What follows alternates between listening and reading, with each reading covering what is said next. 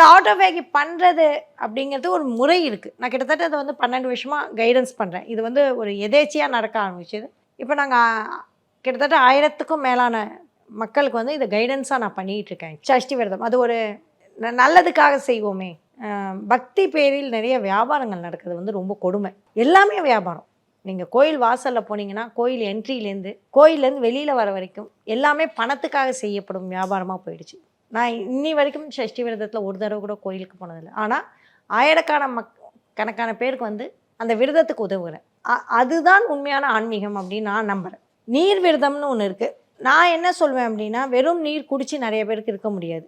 முதல்ல வந்து மருத்துவர் ஆலோசனை இல்லாமல் நீங்கள் தனியாக விரதம் செய்யக்கூடவே கூடாது. இங்கே இருக்கிறவங்க யாராவது சஷ்டி விரதம் நீங்கள் இருங்க அப்படின்னா தயவு செஞ்சு கைடன்ஸ் இல்லாமல் இருக்காது.